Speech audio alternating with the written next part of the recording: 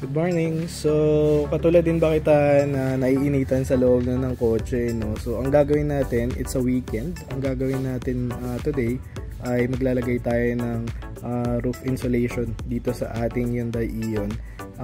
Cheap version lang siya. Meron akong biniling insulation or insulator, kung ano man yung tawag doon. May insulation akong binili. At kinuha ko yung sukat nitong kotse, no? So titignan natin kung paano natin babaklasin itong roof ng Hyundai Ion natin, and then from there let's see kung paano natin may install sa loob nito yung insulation. Hindi pa ako nakakapag-baklas niyan, pero let's see kung paano pwede nating mabaklas, no? Merong mga ilang part dyan, I think very obvious, na pwedeng baklasin. So let's see kung paano din natin yan magagawa today. So ito yung binili ko na insulation. Ang sukat nito ay 3 feet by 5 feet. So mura ko lang yun nakuha. Dahil wala akong trim remover, so gamit tayo ng tinidor pang itong kabilang side, pang siksik o pang sungkit dun sa mga butas, tapos ito pantanggal ng mga pins. So yun lang yung gagamitin, but of course other than that meron din akong mga tool na pin repair. So my plan is to start from the back going to front. So open muna natin ito. So dito ako magsisimula, no? Galing sa likod papunta sa unahan. Merong mga kailangan lang tanggalin dito, like this one. Itong part na to, kung nakikita nyo, yan, kailangan nyo tanggalin. Again, wala akong trimming tool, gamitin lang natin kung ano yung available na stuff, and then let's see kung paano natin tatanggalin yung ibang part naman. Palawagin ko muna yung working space ko, so tanggalin natin itong panel na to na nasa likuran para magkaroon tayo ng space, and then let's try to work out kung paano natin naman makukuha yung iba pang part. As mentioned, wala akong prying tool, kaya gagamitin lang natin kung ano yung mga available na pwede natin magamit. So ang ginawa ko, nag-custom ako nitong tinidor, no? Itong tinidor na to, inipit ko lang siya ng pliers para magkaroon ng space at makuha yung gitnang part Ito yung gitnang part, kasi pagka pinasok natin yan, pag pinasok natin, papasok siya sa gitna, makukuha niya, matatrap niya yung isang buong circle, tapos pwede na nating i-pop yung itong part na to, ano. So ito, nagsimula ako sa likod, ayan, saka ito yung isa, ayan. So yan muna yung mga tatanggalin natin, but after that, yung mga handles tatanggalin natin, then let's try to work out kung ano yung mga stuff na kailangan pang baklasin from back to front. Ganun yung magiging diskarte natin. Okay, next naman, dahil natanggal na natin yung sa likuran, no, kailangan natin tanggalin itong handle na to. Itong handle, actually meron siya isa sa passenger side sa unahan at dalawa sa likuran. Hindi ko na ipapakita yung lahat ng step dahil pare-parehas lang naman kung paano siya tanggalin.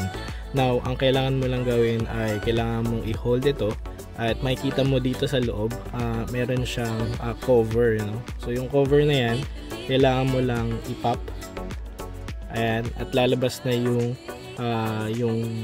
screw, no? So meron dyan hex screw na pwede kang magamit, at ang sukat niyan ay 10mm, no? So gamit ka lang ng 10mm, tapos kailangan mo lang siyang pihitin para matanggal siya, no? So paisa-isahin mo lang gawin, and then after nyan, pagka natanggal na itong dalawang part na to, pare-parehas lang yan sa lahat ng handle, no? Pag natanggal mo na itong dalawang part na to, then pwede mo nang i-remove yung itong component na to. Now, pag natanggal mo siya, kailangan mo lang i-safe keep, itabi mo lang muna, dahil after natin matapos yung lahat ng mga kailangan gawin, of course, ibabalik din natin yung mga yan.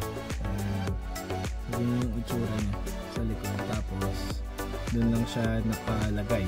So ganun lang kasimple, kailangan lang yan tanggalin. Yan. So tutuloy ko muna dito sa kabila and doon sa the rest na handle.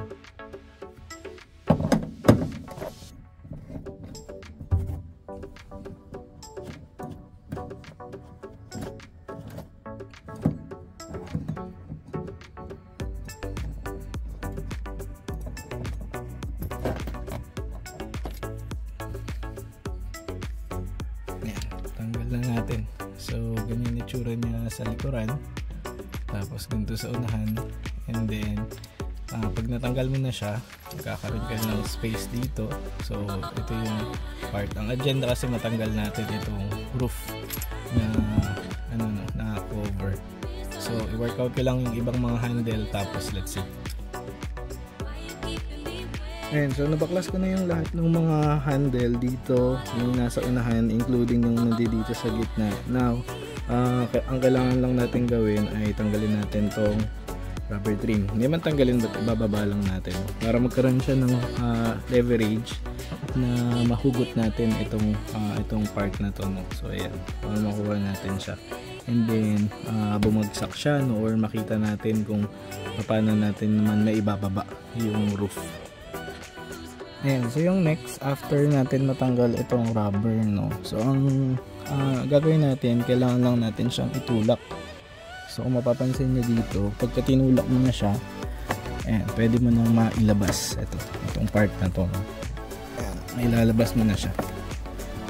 Okay, so yan, ganyan yung magiging diskarte natin dito sa likurang part, no? So isa-isay natin yan hanggang matanggal natin itong part na to. Tapos may aangat na natin yung part na yan dahil yung lahat ng mga locks natanggal naman na natin. So isa-isayin lang natin. Ayan. Tapos kung sakaling hindi nyo makuha, kunyari inaangat nyo tapos hindi nyo makuha, gamitin natin ang magic tinidor. Tulungan ko ulit. Dandaanan mo lang. Ayan.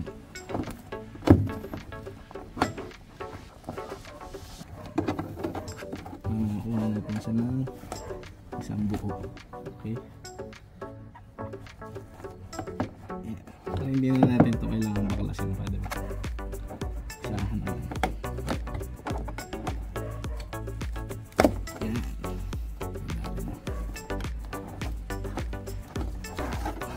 Yan. Pansin nyo, pagka natanggal mo na siya ng isang buo, so bababa na siya, no? Maibababa na natin ito. So, pagka natanggal na yan, tatanggalin din natin ibang part. So ganyan lang yung gagawin natin diskarte sa likuran. Now yung discarding ginawa natin sa likod, yan na lang din dito sa gitna, no? Kailangan lang din iangat, tapos kailangan lang din natin kunin, sumpitin. So gamitin natin ito, tindig natin.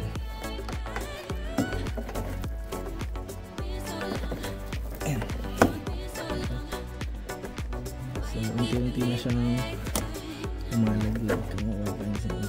Actually meron siyang mga ganito din, no? May mga may mga insulation naman siya, pero yung mga corners lang pang ipit lang yung ginawa ng Hyundai pan default. So ang gagawin natin, lalagyan natin insulation yan para bawasan yung init. Tapos yung rubber dito sa unahan ibinabawan na din. So ganito sa side, and then doon naman tayo sa kabila. Now, lumipat na ako dito sa unahan. Ang next naman natin gagawin itong sun visor natin, no? So yan naman yung tatanggalin natin. At pagka binuksan mo siya, makikita ka na merong screw dito, no? So kailangan itong hihitin. Nakuha natin at matanggal natin siya. Isa rin kasi masamang ang ipit nitong roof natin. So pagka natanggal na siya, ayan, and then itong side naman na to, so dandanin mo lang yung paghatak. Actually meron siya ditong meron siyang guide, no? So kailangan mo ipasok pagka ibabalik mo na, pero pag tatanggalin mo, atakin lang. Okay, so nakaipit siya dito sa loob ng metal part. So itong guide yung sinasabi ko, para at least pagka kino-close open mo yung visor, hindi sasama o hindi mahahatak itong pinaka roof natin, kaya doon siya sa metal nakalagay. Okay, next, after natin ma-remove yung visor, kailangan natin matanggal to. At para matanggal itong part na yan, meron siyang screw dito sa ilalim. So kailangan lang natin ito hihitin at hatakin natin pabalik, no? Galing natin to. Actually hindi ko pa tinatanggal itong isang part na to, kasi para at least may nag-hold pa nung roof na side. Gagalaw ko kayo.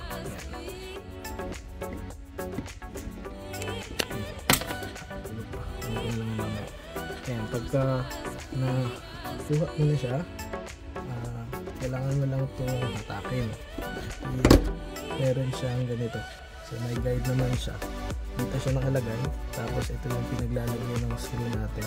So pag pinatanggal mo, ganyan yung itsura niya. Tapos pwede mo muna ito before na. Ayan, so yung next natin na gagawin, dahil natanggal na natin yung mga yan, actually tinanggal ko na itong ilaw sa unahan, no? Kailangan lang tanggalin yung dalawang screw dyan. And then after, meron yung ditong pin. Itong pin na to kailangan lang hatakin para totally ma-remove. Yan, ma-separate natin. Tapos para mahugot natin siya ng tuluyan, no? So ang plan ko is tanggalin siya ng isang buo para mailabas. Malinisan siguro, gawan ko na lang ng separate video pero para malinisan na din. And then after nyan, maikabit natin yung insulation.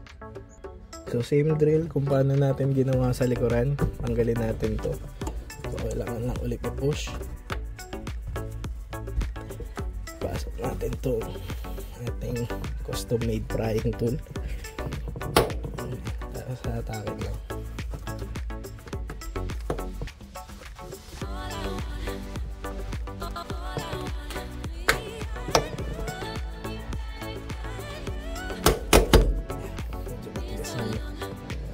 Dito sa unahan meron yan. Tanggal na natin. Kabila naman. Ayan, pagka natanggal na natin yung lahat ng mga component, yung lahat ng mga lock, no, actually magkukusa na yan. So solo na yan na yung tanggal, no? So itong part na to kailangan lang natin yung lock. Tapos bababa na yan ng kusa. Sa loob na ako. Ayan, bababa na yan ng kusa. Tapos sa kabila, ganun din yung discarding kailangan gawin. Bababa na yan ng kusa. And then pwede na natin siyang kunin from the back. And kung mapapansin nyo, bumagsak na siya.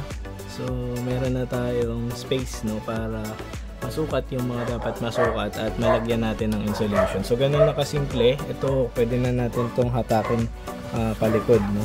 So dito natin idadaan sa likuran na side para mailabas natin siya. At gagawin ko na lang ng separate video para malinis.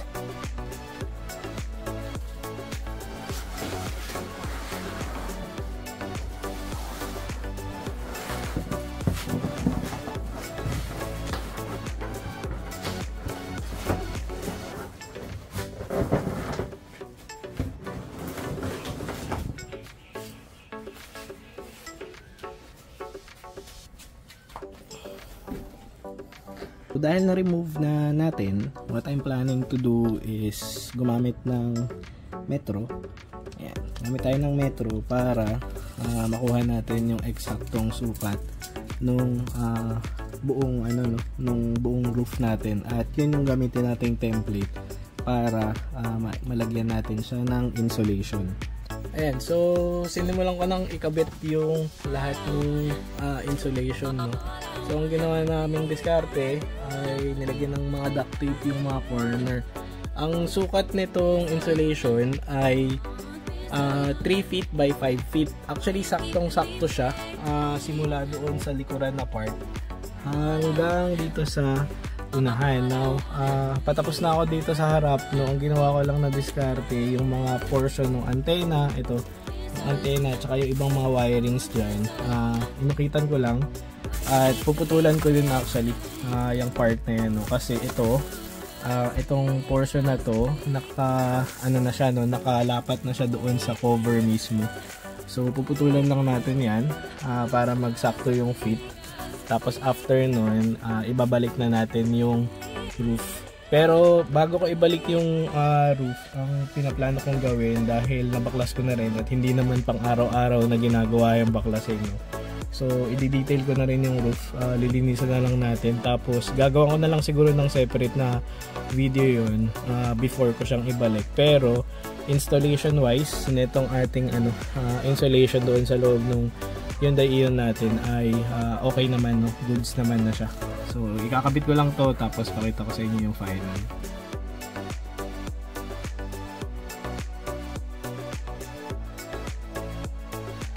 Alright, so successful na nating na-install yung insulation doon sa ng Ion natin, no? Doon sa roof ng Ion natin. So ang ginawa kong diskarte, yun nga, instead na maglagay ako ng mga rugby and all, naglagay lang ako ng tawag dyan, ng duct tape doon sa mga corners. Yung sukat naman kasi na nabili ko ay eksakto, no? Actually sinukat natin siya 3 feet, standard naman yata yung 3 feet na width, pero yung haba from back papunta dun sa unahan na part ay 5 feet. So 3 feet by 5 feet at eksaktong eksakto siya. Ito hindi naman siya lulundo, no? Kahit na nilagyan natin, hindi natin siya nilagyan ng mga pandikit sa ibabaw, hindi naman siya lulundo kasi iipitin pa rin naman siya nung yung roof mismo, no, na tinanggal natin kanina. So pag naipit na siya, kumbaga naka-sandwich na to sa gitna. So mas mape-prevent na yung init. Hopefully mabawasan, kahit hindi naman totally ma-resolve, pero mabawasan yung init na manggagaling doon sa bubungan. Ganyan yung naging itsura ng ating DIY today. So hopefully meron kayong nakuhang tips or tricks kung paano pwede ikabit. This is a cheaper version of using insulation doon sa loob ng Hyundai Ion natin. Kasi yung by default yung mga galing sa kasa, no, manipis lang yung inilalagay nila. Halos ko konting fabric lang yung nakalagay dun sa gitna, kung makikita nyo dito. Ito lang siya, yan lang yung nakalagay, pero the rest parang cardboard. So yun, kaya hopefully itong inilagay natin na ito sa loob ay makatulong na makabawas, no, other than makapag-prevent din ng mga sounds and all. The rest siguro ipapakita ko na lang kung paano yung installation. Ang plano ko kasing gawin niya, linisin muna yun, so before ko ibalik to sa iyon. So again, thank you for watching this episode of our DIY, and see you next time.